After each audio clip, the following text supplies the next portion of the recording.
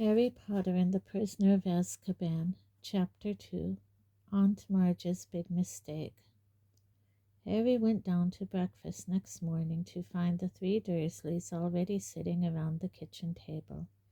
They were watching a brand new television, a welcome home for the summer present for Dudley, who had been complaining loudly about the long walk between the fridge and the television in the living room.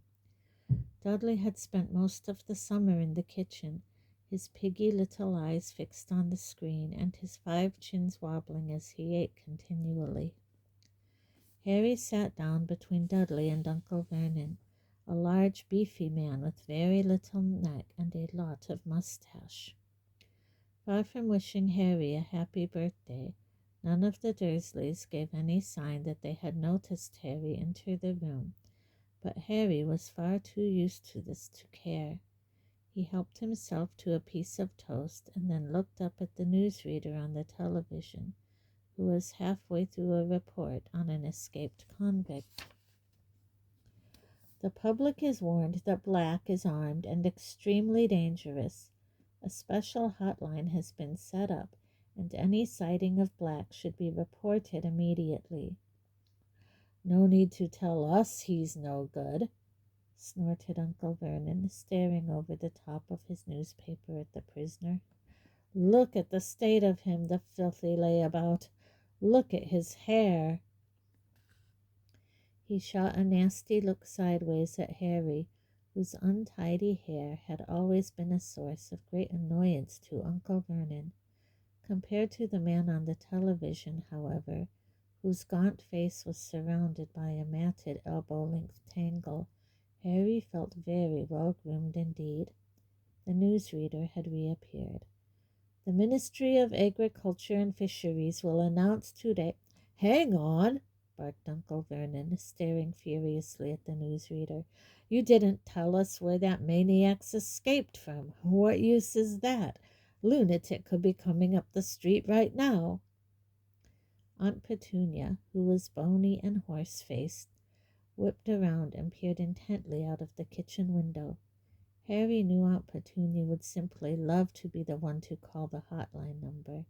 She was the nosiest woman in the world and spent most of her life spying on her boring, law-abiding neighbors. "When will they learn?" said Uncle Vernon, pounding the table with his large purple fist. "That hanging's the only way to deal with these people." "Very true," said Aunt Petunia, who was still squinting into next door's runner beans. Uncle Vernon drained his teacup, glanced at his watch, and added, "I'd better be off in a minute, Petunia. Marge's train gets in at 10.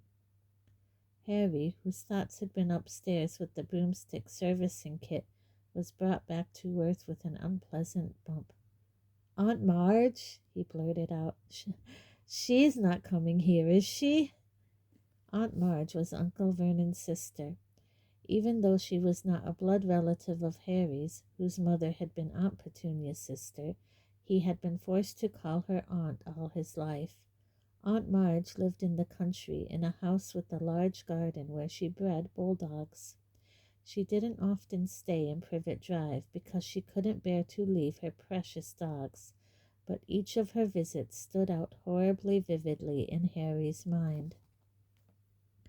At Dudley's 5th birthday party, Aunt Marge had whacked Harry round the shins with her walking stick to stop him beating Dudley at musical statues. A few years later, she had turned up at Christmas with a computerized robot for Dudley and a box of dog biscuits for Harry. On her last visit, the year before Harry had started at Hogwarts, Harry had accidentally trodden on the paw of her favorite dog. Ripper had chased Harry out into the garden and up a tree, and Aunt Marge had refused to call him off until past midnight. The memory of this incident still brought tears of laughter to Dudley's eyes. "Marge'll be here for a week," Uncle Vernon snarled. "And while we're on this subject," he pointed a fat finger threateningly at Harry, "we need to get a few things straight before I go and collect her." Dudley smirked and withdrew his gaze from the television. Watching Harry be bullied by Uncle Vernon was Dudley's favorite form of entertainment. "Firstly," growled Uncle Vernon, "you'll keep a civil tongue in your head when you're talking to Marge." "All right," said Harry bitterly, "if she does when she's talking to me." "Secondly," said Uncle Vernon, acting as though he had not heard Harry's reply, "as Marge doesn't know anything about your abnormality, I don't want any funny stuff while she's here. You behave yourself.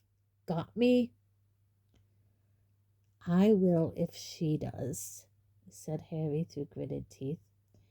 "And thirdly," said Uncle Vernon, his mean little eyes now slits in his great purple face, "we've told Marge you attend St. Brutus's Secure Center for Incurably Criminal Boys."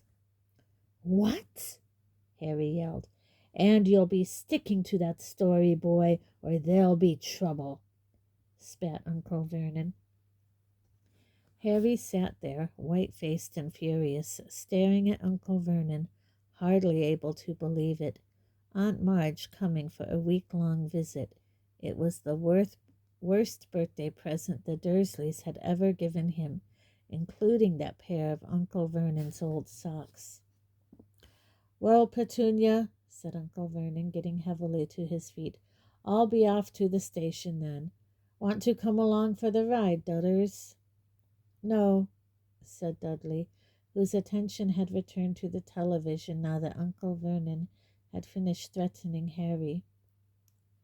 "Duddy's got to make himself smart for his auntie," said Aunt Petunia, smoothing Dudley's thick blonde hair. "Mummy's bought him a lovely new bow tie." Uncle Vernon clapped Dudley on his porky shoulder. "See you in a bit, then," he said, and he left the kitchen. Harry, who had been sitting in a kind of horrified trance, had a sudden idea. Abandoning his toast, he got quickly to his feet and followed Uncle Vernon to the front door. Uncle Vernon was pulling on his car coat. "I'm not taking you," he snarled as he turned to see Harry watching him. "Like I wanted to come," said Harry coldly. "I want to ask you something." Uncle Vernon eyed him suspiciously. "Third years at my school are allowed to visit the village sometimes," said Harry. "So?" snapped Uncle Vernon, taking his car keys from a hook next to the door. "I need you to sign the permission form," said Harry in a rush. "And why should I do that?" sneered Uncle Vernon. "Well," said Harry, choosing his words carefully, "it'll be hard work pretending to Aunt Marge I go to that St. Whatsits. St. Brutus's Secure Center for Incurably Criminal Boys," bellowed Uncle Vernon, and Harry was pleased to hear a definite note of panic in Uncle Vernon's voice. "Exactly," said Harry, looking calmly up into Uncle Vernon's large purple face. "It's a lot to remember. I'll have to make it sound convincing, won't I? What if I accidentally let something slip?" "You'll get the stuffing knocked out of you, won't you?" roared Uncle Vernon, advancing on Harry with his fist raised. But Harry stood his ground. "Knocking the stuffing out of me won't make Aunt Marge forget what I could tell her," he said grimly. Uncle Vernon stopped, his fist still raised, his face an ugly puce. "But if you sign my permission form," Harry went on quickly, "I swear I'll remember where I'm supposed to go to school, and I'll act like a mug, like I'm normal and everything." Harry could tell that Uncle Vernon was thinking it over, even if his teeth were bared and a vein was throbbing in his temple. "Right," he finally snapped. "I shall monitor your behavior carefully during Marge's visit. If, at the end of it, you've toed the line and kept to the story, I'll sign your ruddy form." He wheeled around, pulled open the front door, and slammed it so hard that one of the little panes of glass at the top fell out. Harry didn't return to the kitchen. He went back upstairs to his bedroom. If he was going to act like a real muggle, he'd better start now. Slowly and sadly he gathered up all his presents and his birthday cards and hid them under the loose floorboard with his homework. Then he went to Hedwig's cage. Errol seemed to have recovered. He and Hedwig were both asleep, heads under their wings. Harry sighed, then poked them both awake. "Hedwig," he said gloomily, "you're going to have to clear off for a week. Go with Errol. Ron'll look after you. I'll write him a note explaining. And don't look at me like that." Hedwig's large amber eyes were reproachful. "It's not my fault. It's the only way I'll be allowed to visit Hogsmeade with Ron and Hermione." 10 minutes later, Errol and Hedwig, who had a note to Ron bound to her leg, soared out of the window and out of sight. Harry, now feeling thoroughly miserable, put the empty cage away inside the wardrobe. But Harry didn't have long to brood. In next to no time, Aunt Petunia was shrieking up the stairs for Harry to come down and get ready to welcome their guest. "Do something about your hair," Aunt Petunia snapped as he reached the hall. Harry couldn't see the point of trying to make his hair lie flat. Aunt Marge loved criticizing him, so the untidier he looked, the happier she would be. All too soon there was a crunch of gravel outside as Uncle Vernon's car pulled back into the driveway, then the clunk of the car doors and footsteps on the garden path. "Get the door," Aunt Petunia hissed at Harry. A feeling of great gloom in his stomach, Harry pulled the door open. On the threshold stood Aunt Marge. She was very like Uncle Vernon, large, beefy, and purple-faced. She even had a mustache, though not as bushy as his. In one hand she held an enormous suitcase, and tucked under the other was an old and evil-tempered bulldog. "Where's my daughters?" roared Aunt Marge. "Where's my Nuffy Pooh?" Dudley came waddling down the hall, his blond hair plastered flat to his fat head, a bow tie just visible under his many chins. Aunt Marge thrust the suitcase into Harry's stomach, knocking the wind out of him, seized Dudley in a tight one-armed hug, and planted a large kiss on his cheek. Harry knew perfectly well that Dudley only put up with Aunt Marge's hugs because he was well paid for it, and sure enough, when they broke apart, Dudley had a crisp 20-pound note clutched in his fat fist. "Petunia!" shouted Aunt Marge, striding past Harry as though he was a hat stand. Aunt Marge and Aunt Petunia kissed, or rather, Aunt Marge bumped her large jaw against Aunt Petunia's bony cheekbone. Uncle Vernon now came in, smiling jovially as he shut the door. "Tea, Marge?" he said. "And what will Ripper take?" "Ripper can have some tea out of my saucer," said Aunt Marge as they all trooped into the kitchen, leaving Harry alone in the hall with the suitcase. But Harry wasn't complaining. Any excuse not to be with Aunt Marge was fine by him, so he began to heave the case upstairs into the spare bedroom, taking as long as he could.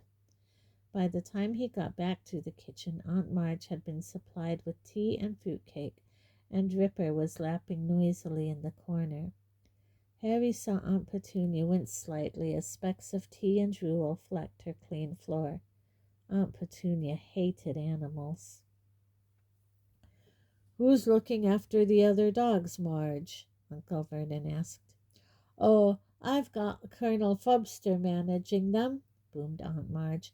"He's retired now. Good for him to have something to do. But I couldn't leave old Ripper.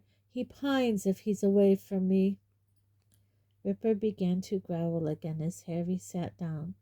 This directed Aunt Marge's attention to Harry for the first time. "So," she barked, "still here, are you?" "Yes," said Harry. Don't you say yes in that ungrateful tone," Aunt Marge growled. "It's damn good of Vernon and Petunia to keep you. Wouldn't have done it myself. You'd have gone straight to an orphanage if you'd been dumped on my doorstep." Harry was bursting to say that he'd rather live in an orphanage than with the Dursleys, but the thought of the Hogsmeade form stopped him. He forced his face into a painful smile. "Don't you smirk at me," boomed Aunt Marge. "I can see you haven't improved since I last saw you. I hoped school would knock some manners into you." She took a large gulp of tea, wiped her mustache, and said, "Where is it that you send him again, Vernon?" "St. Brutus's," said Uncle Vernon promptly. "It's a first-rate institution for hopeless cases." "I see," said Aunt Marge. "Do they use the cane at St. Brutus's, boy?" She barked across the table. Uh, Uncle Vernon nodded curtly behind Aunt Marge's back. "Yes," said Harry. Then, feeling he might as well do the thing properly, he added, "all the time." "Excellent," said Aunt Marge. "I won't have this namby-pamby, wishy-washy nonsense about not hitting people who deserve it. A good thrashing is what's needed in 99 cases out of 100. Have you been beaten often?" "Oh, yeah," said Harry. "Loads of times." Aunt Marge narrowed her eyes. "I still don't like your tone, boy," she said. "If you can speak of your beatings in that casual way, they clearly aren't hitting you hard enough. Petunia, I'd write if I were you. Make it clear that you approve the use of extreme force in this boy's case." Perhaps Uncle Vernon was worried that Harry might forget their bargain. In any case, he changed the subject abruptly. "Heard the news this morning, Marge. What about that escaped prisoner, eh?" As Aunt Marge started to make herself at home, Harry caught himself thinking almost longingly of life at number 4 without her. Uncle Vernon and Aunt Petunia usually encouraged Harry to stay out of their way, which Harry was only too happy to do. Aunt Marge, on the other hand, wanted Harry under her eye at all times, so that she could boom out suggestions for his improvement.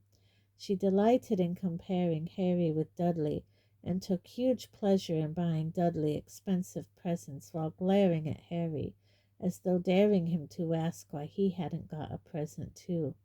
She also kept throwing out dark hints about what made Harry such an unsatisfactory person. "You mustn't blame yourself for the way the boys turned out, Vernon," she said over lunch on the third day. "If there's something rotten on the inside, there's nothing anyone can do about it." Harry tried to concentrate on his food, but his hands shook, and his face was starting to burn with anger. "Remember the form," he told himself. "Think about Hogsmeade. Don't say anything. Don't rise." Aunt Marge reached for her glass of wine. "It's one of the basic rules of breeding," she said. "You see it all the time with dogs. If there's something wrong with the bitch, there'll be something wrong with the pup." At that moment, the wine glass Aunt Marge was holding exploded in her hand. Shards of glass flew in every direction, and Aunt Marge spluttered and blinked, her great ruddy face dripping. "Marge!" squealed Aunt Petunia. "Marge, are you all right?" "Not to worry," grunted Aunt Marge, mopping her face with her napkin. "Must have squeezed it too hard. Did the same thing at Colonel Fubster's the other day. No need to fuss, Petunia. I have a very firm grip." But Aunt Petunia and Uncle Vernon were both looking at Harry suspiciously, so he decided he'd better skip pudding and escape from the table as soon as he could. Outside in the hall, he leant against the wall, breathing deeply. It had been a long time since he'd lost control and made something explode. He couldn't afford to let it happen again. The Hogsmeade form wasn't the only thing at stake. If he carried on like that, he'd be in trouble with the Ministry of Magic. Harry was still an underage wizard, and he was forbidden by wizard law to do magic outside school. His record wasn't exactly clean either. Only last summer he'd got an official warning which had stated quite clearly that if the Ministry got wind of any more magic in Privet Drive, Harry would face expulsion from Hogwarts. He heard the Dursleys leaving the table and hurried upstairs out of the way. Harry got through the next 3 days by forcing himself to think about his handbook of do-it-yourself broom care whenever Aunt Marge started on him. This worked quite well, though it seemed to give him a glazed look because Aunt Marge started voicing the opinion that he was mentally subnormal. At long last, the final evening of Marge's stay arrived. Aunt Petunia cooked a fancy dinner, and Uncle Vernon uncorked several bottles of wine. They got all the way through the soup and the salmon without a single mention of Harry's faults. During the lemon meringue pie, Uncle Vernon bored them all with a long talk about Grunnings, his drill-making company. Then Aunt Petunia made coffee, and Uncle Vernon brought out a bottle of brandy. "Can I tempt you, Marge?" Aunt Marge had already had rather a lot of wine. Her huge face was very red. "Just a small one, then," she chuckled. "A bit more than that, and a bit more. That's the boy." Dudley was eating his fourth slice of pie. Aunt Petunia was sipping coffee with her little fingers sticking out.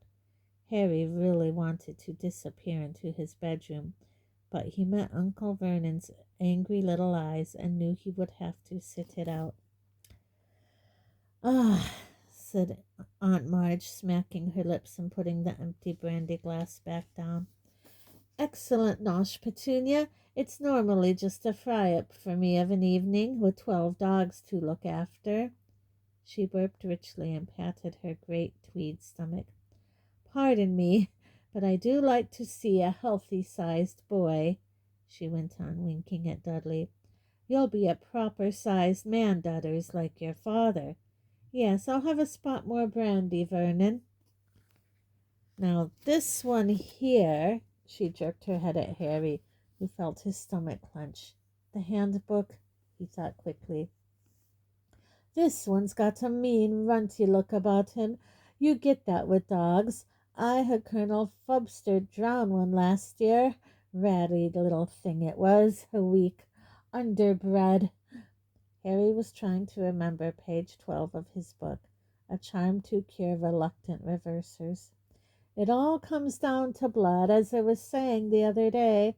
Bad blood will out. Now, I'm saying nothing against your family, Petunia." She patted Aunt Petunia's bony hand with her shovel-like one. "But your sister was a bad egg. They turn up in the best families. Then she ran off with a wastrel, and here's the result right in front of us." Harry was staring at his plate, a funny ringing in his ears. "Grasp your broom firmly by the tail," he thought. But he couldn't remember what came next. Aunt Marge's voice seemed to be boring into him like one of Uncle Vernon's drills.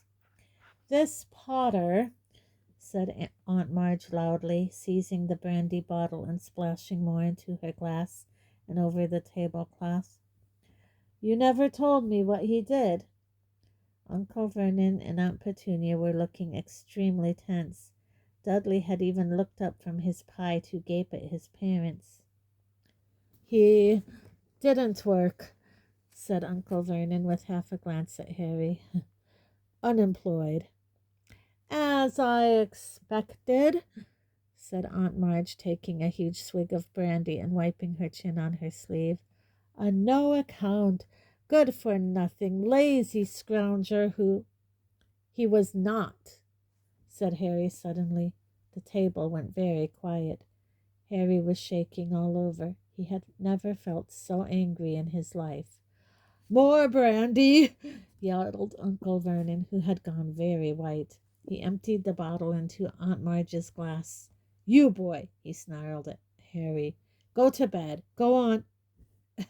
"No, Vernon," hiccuped Aunt Marge, holding up a hand, her tiny bloodshot eyes fixed on Harry's. "Go on, boy, go on. Proud of your parents, are you? They go and get themselves killed in a car crash, drunk, I expect." "They didn't die in a car crash," said Harry, who found himself on his feet. They died in a car crash, you nasty little liar, and left you to be a burden on their decent, hard-working relatives, screamed Aunt Marge, swelling with fury. You are an insolent, ungrateful little... But Aunt Marge suddenly stopped speaking. For a moment it looked as though words had failed her. She seemed to be swelling with inexpressible anger, but the swelling didn't stop. Her great red face started to expand. Her tiny eyes bulged and her mouth stretched too tightly for speech. Next second, several buttons burst from her tweed jacket and pinged off the walls. She was inflating like a monstrous balloon, her stomach bursting free of her tweed waistband, each of her fingers blowing up like a salami. Marge! Yelled Uncle Vernon and Aunt Petunia together as Aunt Marge's whole body began to rise off her chair towards the ceiling. She was entirely round now, like a vast life buoy with piggy eyes, and her hands and feet stuck out weirdly as she drifted up into the air, making apocalyptic popping noises. Ripper came skidding into the room, barking madly. No!